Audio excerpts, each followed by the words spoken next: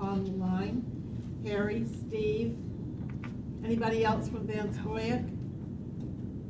No? No, I think that's it. And Commissioner Justice is on the line as well. So. Hey, Commissioner Allen's here as well. Oh, hi, Alan. I apologize. I guess I did not hear it when you joined us. No, So, that's all right. without further ado, since we can't take any votes, we're going to skip over action items. Again, there are no public here for any public comments. And I will turn it over to Brad to bring us up to date. I think we're pretty well schooled already, but go ahead, Brad.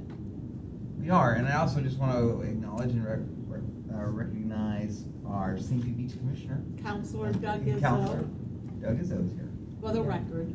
It's okay. For the record, I'm here with the Tampa Bay Beaches Chamber of Commerce today. Oh, He's you're here today representing the beaches, but you never lose the honorable, I know. so.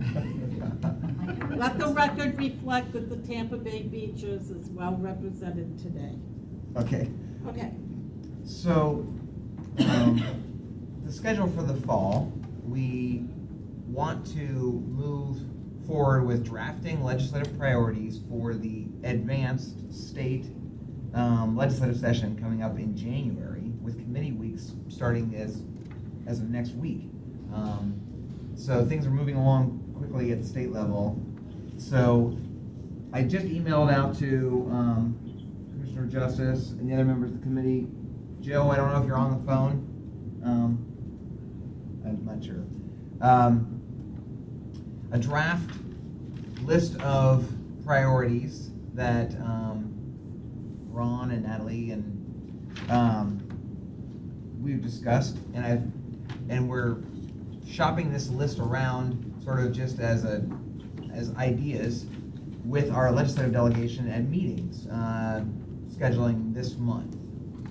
The goal would be that we would talk about them today, meet with legislators and get their feedback, and then bring a final list back to the legislative committee in October, and then a vote at the October board meeting on the state and federal legislative priorities. I don't have a sheet for the federal legislative priorities. We can talk with Harry and Steve, but obviously our priority there is the funding, is the final funding we need for the Central Avenue BRT project, and we'll be working on that. But if it's okay with you, Madam Chair, we can kind of just go through this list of Sure. state priorities, and Ron and Natalie and RJ and Alan, you can chime in any strategies we might be able to push for this. So number one on the list is changing back the TD, Transportation Disadvantage Funding Formula, to what was recommended by a study that PSTA commissioned, that Cutter did a couple years ago, that the formula had been put into place through proviso language for the last 2 years, and then got switched back to the old formula, which netted a negative $150,000 to PSTA and losses to a lot of other urban counties. At the very end of the session last year. So our goal would be to maybe take it out of proviso language and make it permanent, the new study's recommended formula. The Florida Public Transit Association's goal, because they represent all transit systems in the state, is to I don't know if this is a word in the English language, I hadn't heard of it, but it's called restudy. They wrote the word restudy the formula. I don't know if that's a legislative word.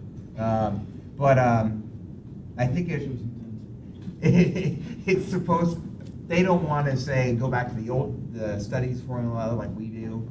They want to say, find out what happened at the end of the session, I think, and figure out the best approach. So hopefully, the legislature approved the good formula 2 years in a row, and I don't know exactly what led them to change back to the old. So I have a question. When you say them and they, who are you referring to? The legislature. I'm sorry. The entire legislature wants to restudy the issue? I find that hard to believe. Oh, no, I'm sorry. The Florida Public Transit Association is drafting their legislative priorities for the coming year also. And the draft language on their priority list was to restudy the issue of the formula. And I don't know why they would come up with those kinds of words, other than there are transit systems that benefited from the change. So an association making a priority list is not the same thing as the legislature deciding to restudy. Am I on the right page here? Yeah, and Madam Chair, my understanding is, so last year, and Alan and I have already talked to Senator Hudson, who's chaired the Tenant Appropriations Committee. This is going to flow through. As we mentioned in previous meetings, his district actually took a bigger impact proportionally than we did on the change in the formula. So I think initially, we would be fine going back to the formula that's been used the last 2 years. If the legislature wants to review the long-term study of what the formula is going to look like, or they want to put together something where they're going to come back with additional recommendations in the future. Remember, we did that a couple years ago. They were supposed to come back, they being the Transportation Disadvantage Commission, was supposed to come back with recommendations. They came back with what, Brad, 10? They narrowed it down to 3 or 4, and the 3 and 4 were not great for us. I think the one that we had the most input on was the one that ultimately Senator Brandis, when he was chair of TED, was able to put in and was there for the 2 years. So I think our goal would be to go back to, at a minimum, to what was used the previous 2 years. And if they want to study it, they can study it, but at least put that back. And challenge with proviso is, we all know though, is it's a 1-year fix. So if there's a way statutorily to make this more permanent, we would try to do that. But I think the appetite right now would still be continued with proviso. Okay, next. And Madam Chair, 1 and 3 are kind of tied together. I don't know if you want to skip down to 3, Brad, but 3 is kind of tied to 1. That's so. true. Number 3 on the list is called TD Late Shift / Uber. The legislature has been very positive, very supportive, especially with leadership from Senator Brandis, on carving out larger and larger amounts of transportation disadvantaged dollars for innovative mobility programs. And the legislature approved this past session $15 million, I think $15 million for innovative mobility programs that are competitive, that transit systems across the state of Florida have to apply and get selected for. PSTA has sort of led the whole state in innovative mobility programs and sort of the father of creating this whole concept. And with our TD Late Shift, very successful TD Late Shift program. And last year, even though the legislature approved a record amount of funding because of how exciting and positive these projects are, there were threats to PSTA that our project, the sort of flagship program, would be cut, would not be funded, because it had been funded previously. They wanted something that was new and innovative. They wanted something new. Now, luckily, we made some small modifications. We kind of changed the way our grant application was written, but we were able to get funding. So that was very, very positive. And I have not heard any threats for future funding. The TD Commission only allocated, I can't remember, like $3 million of the $15 million, because there just weren't that many counties or transit systems that turned in any projects. We turned in a project and got half the amount that we wanted, but there's more than $10 million sitting there that has not been awarded yet. So this is just a support for that funding and specifically continued funding for our TD late shift program. And how much are we wanting out of it? I'm looking, I don't see anyone here that can, I'll have to get back to you and find out how much we asked for. I think we got about $500,000, and I know we asked for about $1 million, but I can get you that exactly. But again, I didn't really understand because they only allocated a small portion of the funding. And Madam Chair, I think what the concern from the commission ultimately was that they were hearing rumblings that at Tallahassee, they were gonna end up giving less dollars to transportation disadvantage, which ultimately they did not. So the grant program that was continuing to get funded ended up getting funded. We just want to ensure that whatever amount they fund for transportation disadvantage next year ensures that the grant support of that. Okay. All right, back to number 2, Brian. Okay, back to number 2. This would be a new program, and it's sort of a conceptual idea. Senator Brandis, I heard speak of a electric vehicle bill that he wanted to put forth with the legislature.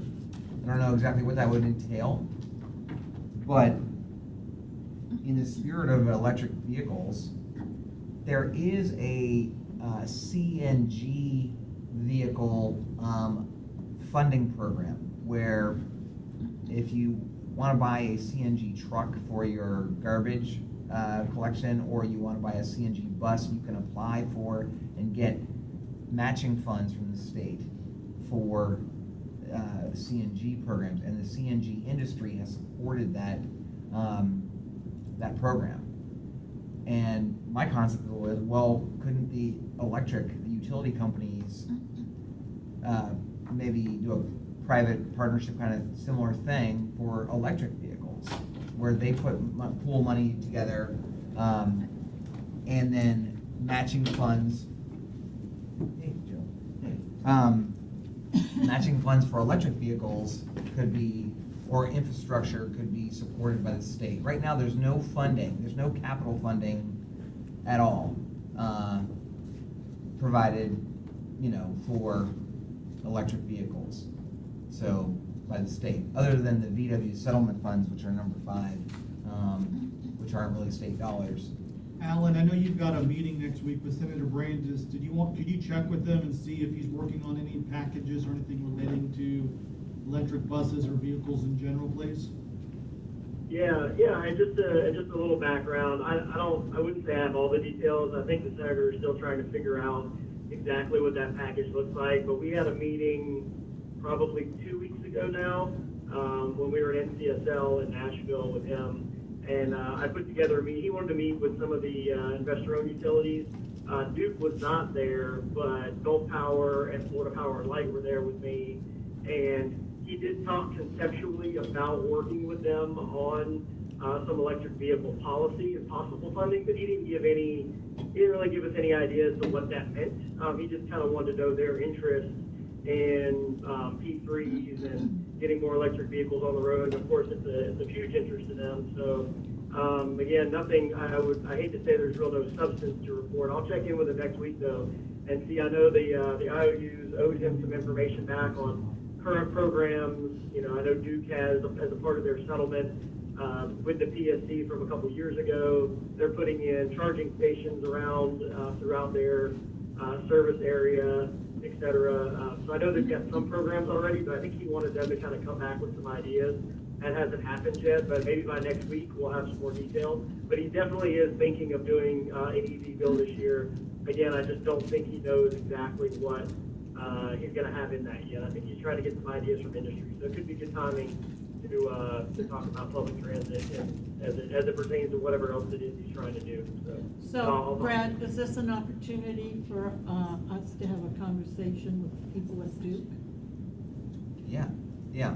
But Alan, you said that Duke was not at the meeting you were at. Duke was not there. Again, it was in Nashville at a conference. And so they didn't have anyone there in the room, but the other two of the other utilities were there. And I have had multiple conversations with Melissa Satius about stuff that they're doing in their territory. And I know they're looking at a lot of electric vehicle charging stations. Really, is what they've been focused on. We've been working with them on getting some in some areas that we're municipalities we're working with. So I know it's a priority for them, but I don't know as far as transit. Very easy for me to have a conversation with Melissa though, since we've been talking about it for a few weeks now. And she just lives if we've down got the some street ideas, from we'd be me. happy to run those by her. Yeah, Duke is a good partner with us already. They have funded, I can't remember the number, but several, car charging stations right here at PSTA. Yeah. And then they paid for some of our bus, our charging. They reimbursed us for the charging equipment that we are using to charge our electric buses overnight. So Yeah. they're So starting that was all in part of their. Yeah, that was all a part of their PST settlement from a couple of years ago. Yeah. That was one of the things that they were charged, no pun intended, with doing. And so I know they've actually, quite frankly, had a tough time fulfilling that requirement. One of the things Melissa and I have talked about is us kind of helping them, helping bring her some ideas and her team some ideas on how to continue to fulfill their obligations. Because I know they found it in some areas, they meet certain requirements. In certain areas, they've had a little bit of a challenge, and so, but I know they're looking to do more. So We can help them spend their money. Yeah. I'm sure. Yeah, and I mean, maybe if Melissa would be up for it, or if they, they could partner and join us in a conversation with Senator Brandis together. Yeah, well, let me talk to him next week and just kind of see where. Like I said, that was a couple weeks ago. My guess is that he's probably got a little more. He's probably had more conversations that I'm not aware of. Let me check in with him. We'll be together all week with the first committee week and all the events going on for that. So let me talk to him, and then RJ and I can, and we'll circle back with Ron and Natalie and the team, and then maybe we can all get together and chat about it. And I can give everybody an update on where that is and kind of what he's thinking. Okay, Charlie, do you have any comments thus far? No, not so far. I think continue to explore that Duke partnership is always good, and knowing if we know how much money they still have left to go as far as that their settlement investment in the community, I think that would be good info to have as well. Yep, Yeah. thank you. Great. And let the record reflect that Commissioner Barkley has joined us, please. Thank you for being here, Joe. Okay, next, Brad. Well, not to keep jumping around, but I thought, since we're talking about electric vehicles, number 5 on the list is related to electric vehicles as well. And again, this is not necessarily legislature, but we're tracking, and thanks to Natalie for helping me track this State Department DEP decision that I guess we're expecting sometime on their allocation of $150 million in funding from the VW settlement that we would hope to make application for and be successful at getting some funding for, and that would be for electric bus infrastructure for our facility, and then electric buses, more electric buses than the 6 that we are currently planning on having. I don't know. And unfortunately, there's not much additional update. They closed the cycle for public comment on the 30th. I know that both PSTA as well as Pinellas County put forward comments. Beyond that, we're now waiting to see how they take in those comments and what adaptations they may make to their proposal. As far as timeline beyond that, we've not heard. Obviously, the timeline concluded right before the holiday. There was obviously been a lot of chaos in the state for the storm, so we haven't heard anything more. We'll be watching over the next week or two, because that's probably the window where maybe an update will come out on next steps. We've been monitoring the website. Short of something coming out in the next 2 weeks, we'll just start making phone calls to kind of see what we can unearth. But we're still within that, assuming 30 days from the time is probably the window that they're working in. Yeah. Patiently waiting. So I guess that'll probably be maybe timed or allocated around when the legislative session starts, or, so who knows what fingers will be in the pot, in a $150 million pot. I think 11 fingers. Last on this list would be number 4, Medicaid. And we made some attempts at working with ACA, which is the state agency that oversees the Medicaid services in the state of Florida. And they obviously are the keepers of a massive database of all the Medicaid recipients, eligible Medicaid recipients in the state of Florida, by county and by region. The way Medicaid services in Florida are handled, though, is through private medical brokerage. It's privatized, so that there are large healthcare companies that provide all the Medicaid services in different regions of the state, and that includes all their medical benefits, doctors and hospital and pharmacy and everything, and transportation funding for them to go to and from the doctor. That's paid for by Medicaid. What happens is that the way the contracts that the state set up for transportation are a fixed amount based on the number of Medicaid recipients in your region. So in the Tampa Bay area, there's, I don't know, some number of Medicaid recipients. They get a fixed or a capitated amount of money, no matter if they provide no trips to the doctor or millions of trips. So there's some sort of a financial incentive for them not to provide trips because they get to keep that money. And so they have set up a system of When you say they, are you talking about the insurance carriers? The insurance carriers. And they've set up a system of taxi cab rides in Pinellas and Hillsborough and Pasco that's just not very good. Taxi cabs often don't show up, or they send 5 taxi cabs to the person's house, and the first one takes them, and the other 4 don't get a ride, so then they don't respond anymore because they know they won't get paid. It's really bad.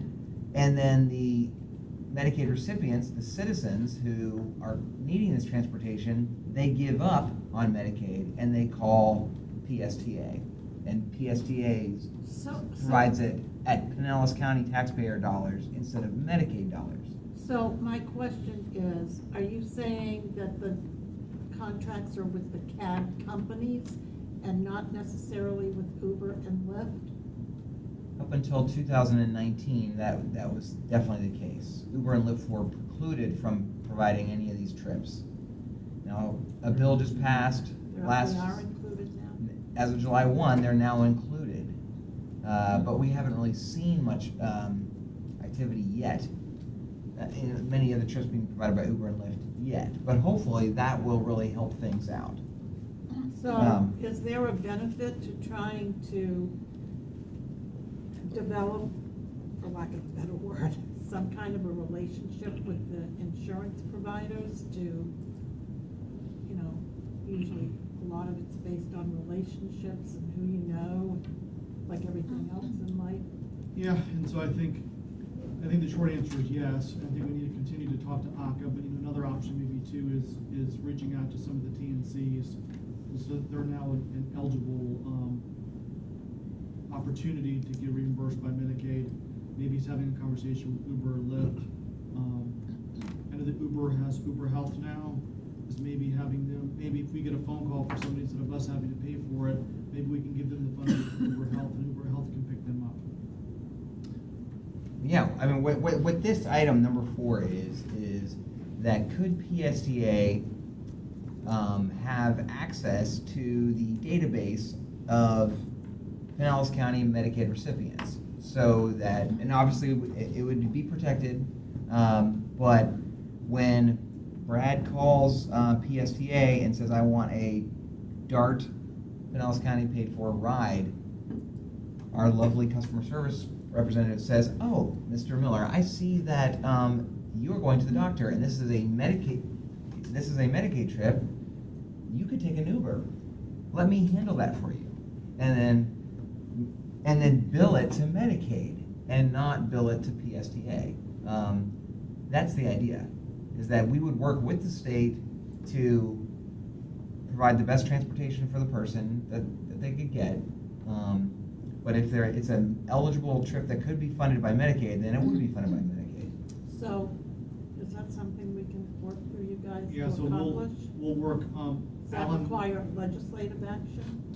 let's have a conversation with ACA first, and then if that conversation doesn't go well, we can determine maybe They're not next steps. easy to deal with. I know Alan's got a relationship with Toby, who's our chief of staff, and we've actually grown to know Mayhew really well, Secretary Mayhew.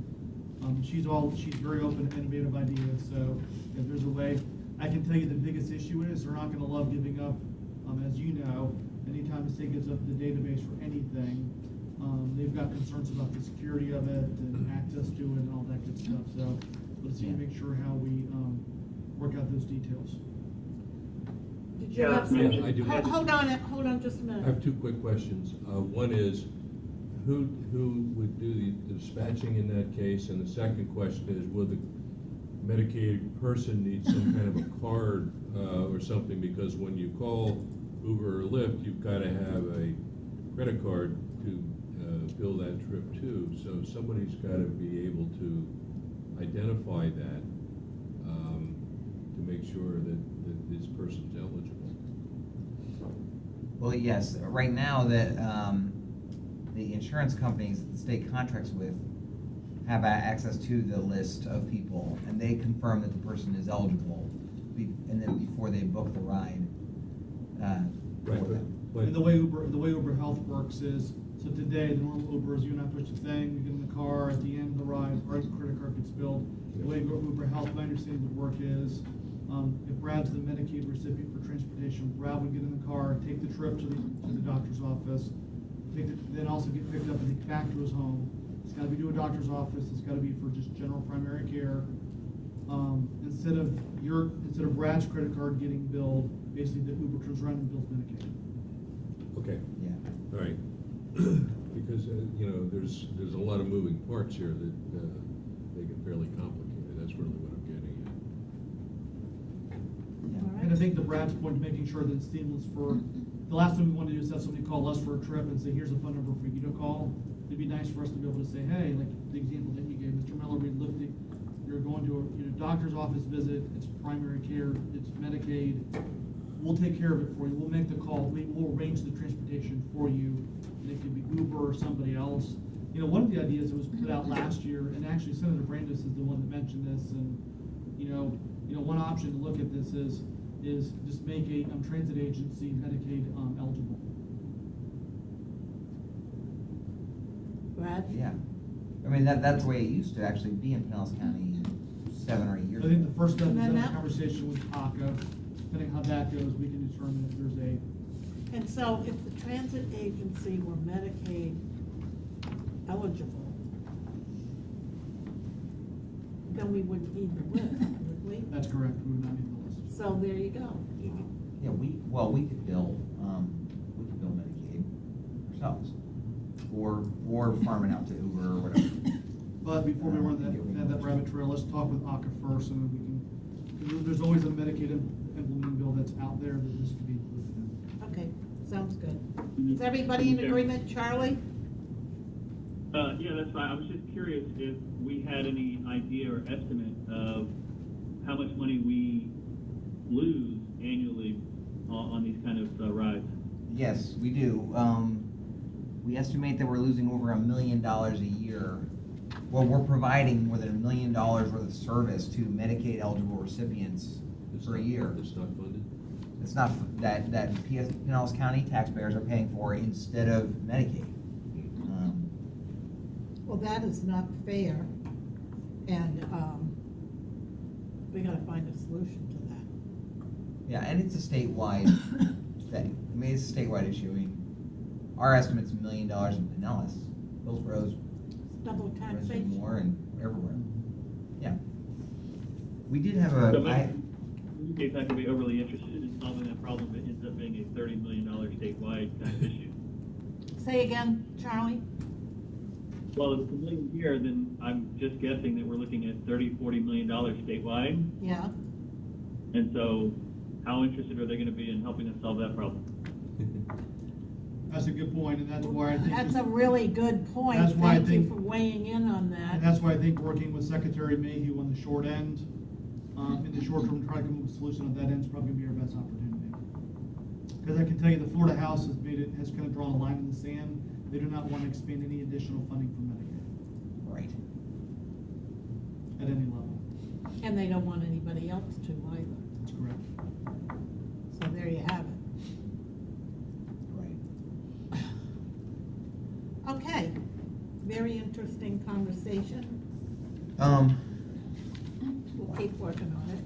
Next, Brad? Last but not least, and I think Rachel also emailed this out to you, Commissioner Justice. I put a paper copy at your places. It is a draft issue that I don't think is necessarily needs any state legislation, but Well, let's talk through it, because you never know. They you love never to know. poke their noses where- State Representative Jennifer Webb has shown significant interest in PSTA creating a partnership with Pinellas County Schools to try to help the schools in delaying their start times for high school students to a reasonable hour of the morning, and hey Ross, and solving that through perhaps students riding the public transit buses to and from school, and then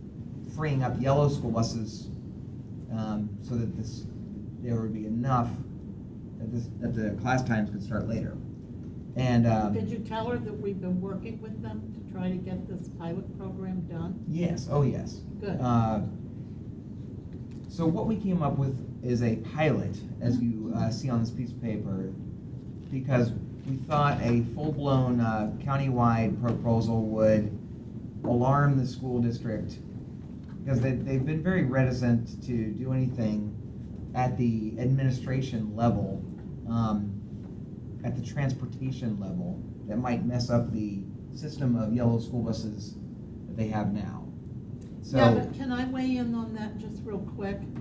What I found out quite by accident is it's not really the administration as much as it is the staff people that work in the transportation area, because they see us as a big threat to them. The superintendent is mightily interested in this partnership, and and he assured me that he was being very genuine and very sincere in his interest in trying to figure out how we might be able to make it work. yeah. So, We selected 3 high schools as a pilot, and we tried to select them in different parts of the county to be nice and regional. Gibbs, Orgo, and Clearwater High, because those 3 high schools have transit buses that go right by them, and we already have a lot of high school students, or some high school students, riding today at those 3 high schools. Now, when I met with Representative Webb, she had already met with some school board members and maybe, I think, the school administration as well. And they had their own list of high schools that were a little bit different than this list, more focused in her district, in St. Petersburg, than all the way up in Clearwater. Clearwater High wasn't on the list. And so maybe the list will expand to more than 3. She was going to set up a meeting, which hasn't been set up yet, with the school, with you, Commissioner Long, if you're available, me, the school administrator, 1 or 2 school board members, herself, to talk about this further.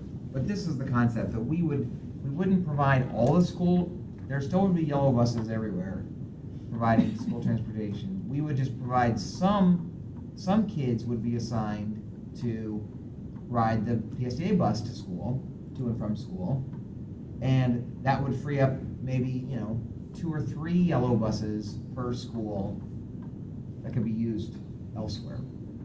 And demonstrate this concept over a year and show that it works and the students get to school just fine, and then expand it from there. The other concept would be that we would provide a UPass program for Pinellas County high school students, where all high school students, not just the ones that got assigned to ride the bus to and from school, but at any time of the day, on the weekends and stuff, they could use their high school ID badge to ride the bus for free. So, Like college students do today. so I remember several years ago, PSTA developed a partnership with St. Pete College for their students. Do we still have that partnership going on? We do. And it's successful? It's very successful, yes. And can we not use the data from that pilot program to kind of overlay it on this to show that, if you offer it, it will be successful and Yes. could help alleviate? Do you remember not too long ago, there was a huge article in the Times, front page, the issue with the lack of enough school buses and how expensive it was and blah, blah, blah. Yeah, yeah. So, seems to me to be a no-brainer. Now let me just. Charlie? Yeah. Well, I think, as long as we're looking at the routes and my only concern with this has been, how you cover the arterial roads that the school buses now go. They don't just, like, on Route 18 that I've ridden several times, you get a lot of Largo students coming right off of Seminole Boulevard there, but I don't know the other school buses, how deep they go into the neighborhoods, and I guess I wonder how, so it's just about coordinating those routes to make sure that we're getting the same or similar coverage for the students. Yeah. Yeah.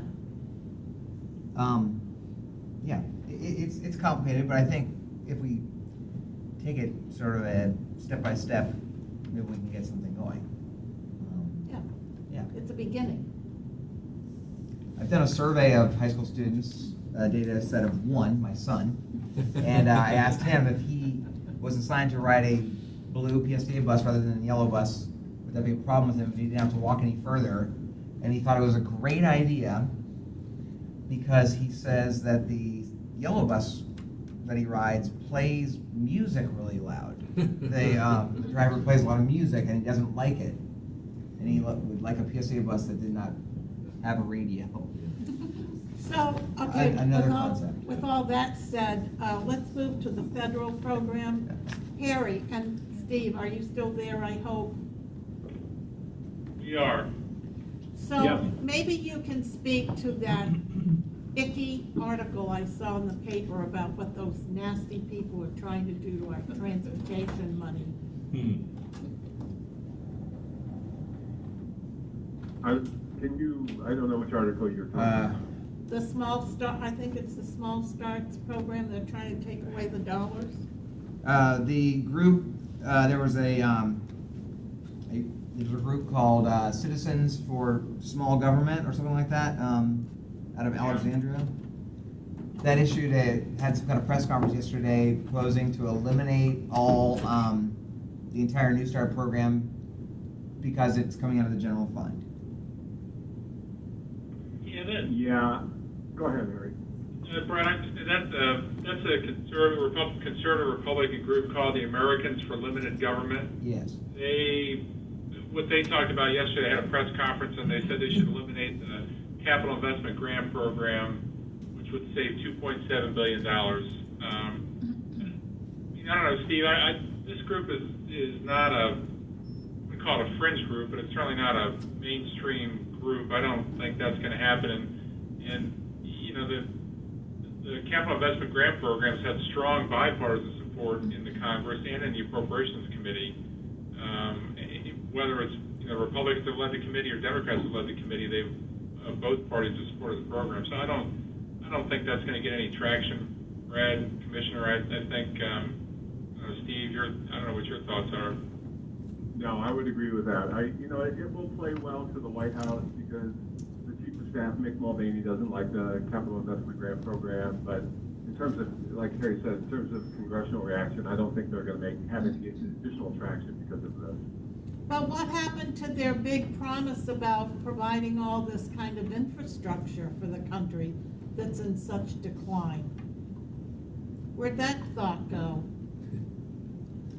Well, the cynical part of me would say, Commissioner, that it seems that, there are two things of thought there. One of them is they've expressed a lot of interest in infrastructure, but transit hasn't been high on the list of priorities. And then on the other side, they haven't really no one's been willing to identify a revenue source. So everyone wants to spend money, but until they identify how to pay for it, nothing there. Infrastructure really hasn't gotten a lot of momentum. Commissioner, I think, this is Harry, I think this is, I don't think this will impact the appropriations process that's underway right now to continue funding the program next year, and I'll see if Steve agrees with me, but I think, because Congress is working on a new 5-year highway mass transit authorization bill that's due next year, this could be a conversation item for next year. And I think Brad Afton really needs to get, together and start marshaling a response to this and make it a national response of why transit is so important. Locally, Commissioner, we hear from T-BARTA and other organizations down there that transportation is the #1 need to get people to work. And so I think, it's an issue when the president talks about the economy and jobs and how unemployment's low. I think we need to add into that conversation. We need to get those people to work, and I think Brad Apto could be, very helpful in that conversation. No, I agree. And I know that they are constantly meeting with folks on the Hill, and like you say, I mean, Congress so far has been very supportive in a bipartisan way, keeping it going. So. I know, Brad. One of the meetings that we have you all coming up next week, and one of the meetings I know you had discussed is going to see Jen Deasy, Senate Banking Committee, which oversees the public transit programs. And if we do a meeting with her, it might be good to ask her, what her take on this is, and if it has any impact, since she's on the Republican side, and if she'd like help from organizations like Florida Transit Association, but also APTA, to see if there's some sort to create that narrative that transit is important. Sounds good. Okay, well, do you have a complete agenda for us yet, Harry? So we're working on it. We wanted to talk to you. So right now we have, you want to meet with the members of the delegation.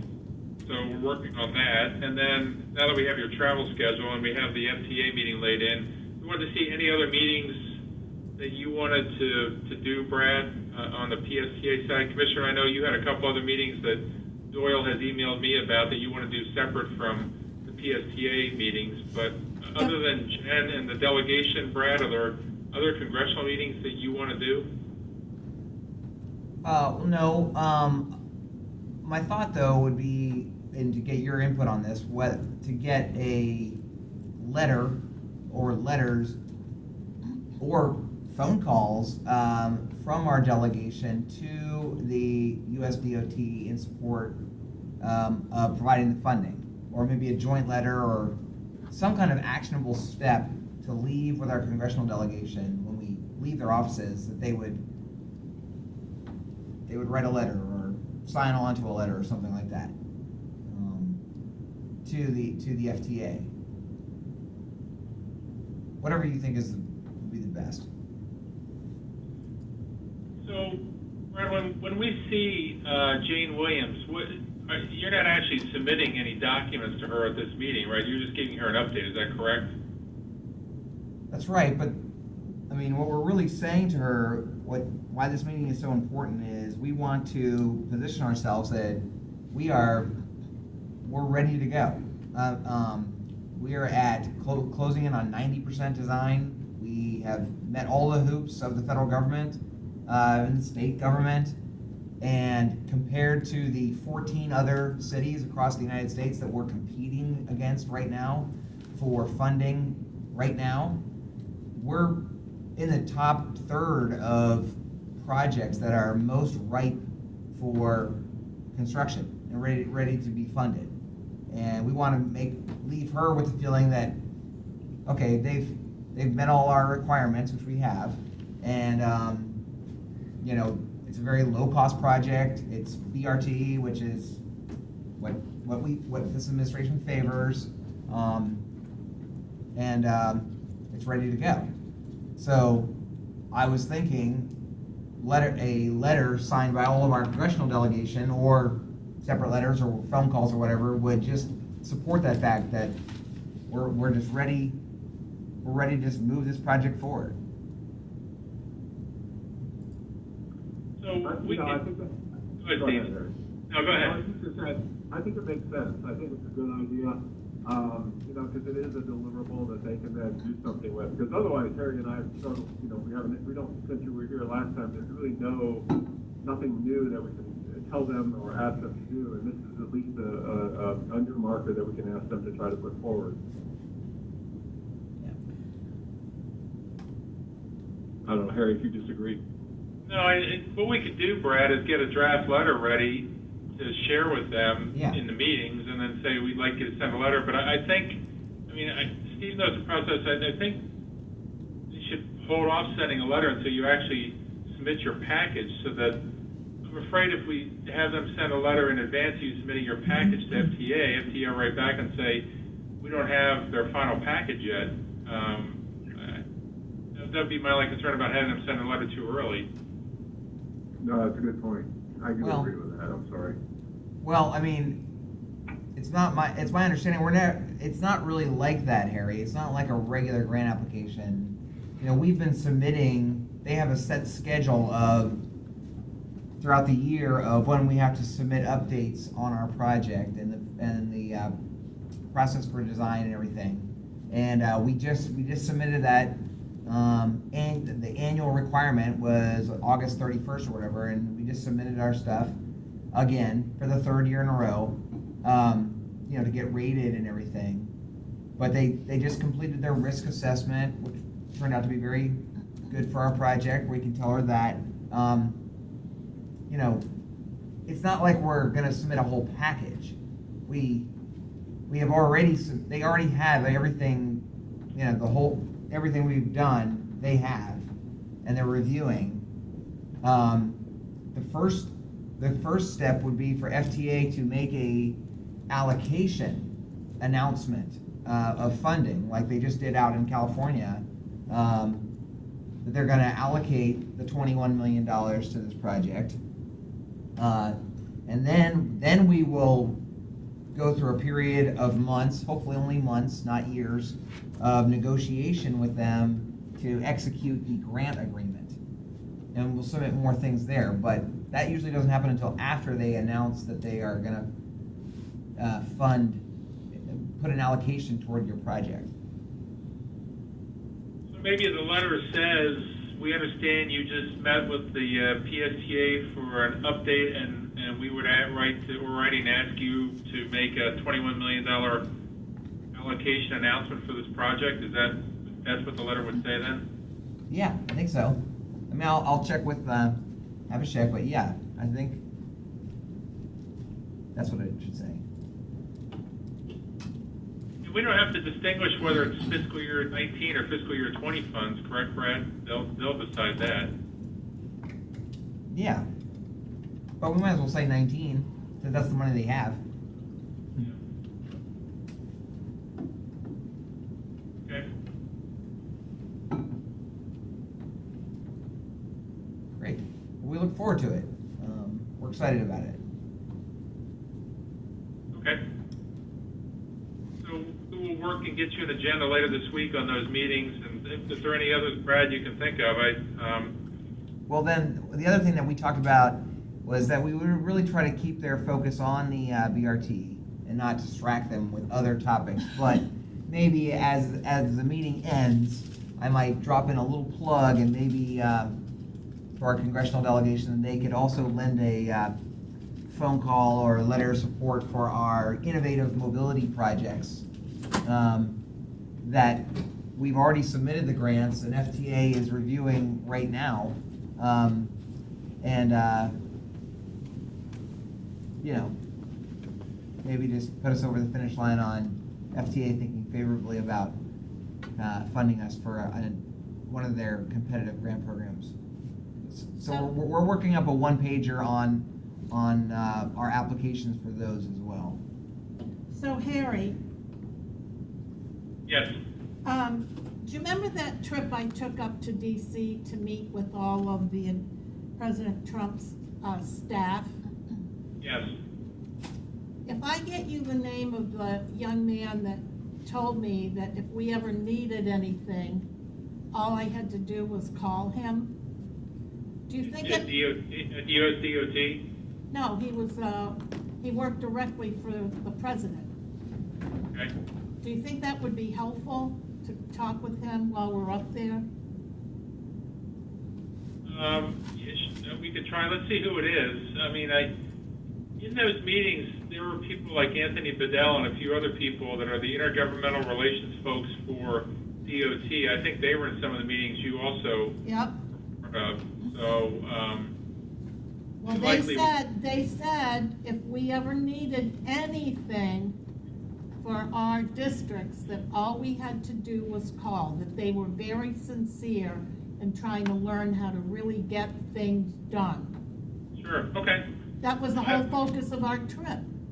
Yep, send the name. Now, there's another one of those coming up, Commissioner, in October. I don't know if anyone from Pinellas is planning to attend or not, but I think there's a 3-state delegation going to the White House in the middle of October to do another kind of an update meeting of county officials with the White House staff. Yeah, Commissioner Starkey had asked me if I was gonna go. She wanted us to room together, but I vaguely remember that the dates they had chosen conflicted with some commitments I had already made. And it might be, oh, I know, I'm pretty sure it had to do with the fact that it butts right up to my granddaughter's wedding, which, Yeah, you know, it's October 16th and 17th. there you go, she's getting married on the 18th, and I said to Catherine, there's no way I'm taking a chance on getting stuck in DC and not being able to get back. I would never live it down, ever. Well, send that name up and we'll make the request. Okay, thanks. But Charlie, maybe you can go. There was something I had on my calendar for the commission that conflicted when we looked at it, but I'll take another look. We do have a commission workshop or something that I am gonna have to miss because I'm gonna be in DC. Or somewhere. But we'll take a look. I forgot where yeah. I'm somewhere coming back. I don't know. I'm so busy the next 2 months, I don't know if I'm coming or going. All right, thank you, Commissioner. Is there anything else for the good of the order? Madam Chair, we do have the date set for Tallahassee trip. Not fully set, but we need to Oh, yeah. discuss them, if you don't mind. Sure. So we had proposed dates of December 9th through 13th. I understand there's a board meeting on the 11th, so if we were to make that week work, that would have to be a Monday arrival, Tuesday meeting, so that you could be back. So that was one that was proposed, that would be during the committee weeks. The other date that we had suggested, or that had been proposed, was March 2nd through the 6th. That is during session, it's week 8, so it is late in the game. That could be advantageous though, because of the fact that that's when all You'll the be in conference, packages, right? conference and packages are being built at that time. So it could be good timing. So it could be good timing. Again, we can look at other dates, but that right now is what we were looking at, is kind of later in committee, later in session. We've done earlier in the past. Again, we just feel like with the packages being built, the way that conference is going, it could be timely. So December 9th and 10th, is that what you're saying? Right, so that you guys can be back for your board meeting on the 11th. And then the week of March 2nd through the 6th, but again, we could do a Tuesday, I'm thinking Tuesday, Wednesday for that week if you guys were, so that would be the 3rd and 4th would be, targeted. Additionally, we would have any intermittent meetings as required, and if we had to call an audible and have you guys come up. Just for reference points, the Tampa Bay Delegation Day for the Hillsborough, for Pinellas. Yeah, what day is that? That's gonna be the week of January 14th through the 17th. So again, if there's folks that are planning to come up, that's a nice, we'll have a few of you there. We could set meetings if we we needed to during that time for those that are there. I will be there for that, sure. Yeah, so we could, if there was a That's the meeting or first two, week of session. it's pretty hectic, but. It is? 14th through the Yeah, they pushed it back. Yeah, so, and then T. Well, I Bar, didn't set the date, so. No. and then T. BART is also scheduled, just for everyone's reference, in October, the 21st through the 25th, the week of, and February 10th through the 14th. Now, is that, that is a Tampa Bay wide delegation Tampa Bay, yes. voting for Pinellas County? That's the plan this year, yes, sir. What were the dates in February for Tea Party? 10th through the 14th. Still nailing down the specific arrivals. I probably need to know that since I'm chair of the legislative committee. I thought that was what you guys discussed at the meeting. Did we? Yeah. If we did, I totally beat down. And we'll get that, we'll get these in writing to all of you as well, so. So yeah, so we just need to confirm for you guys, we need to confirm who board member wise are available, that you feel that those are good dates, that we can lock them in and start confirming the itinerary. So I'll send an email just to confirm everything, but just want to put on everybody's radar. And we'll work with Rachel. All right, anything else? No? Well then, well, I don't know where my gavel is right now, but we are adjourned. Thank you, everyone, for your attendance. Thank you. Have a Thanks, great Charlie. day. See ya. Thanks, Commissioner. Bye-bye. Bye.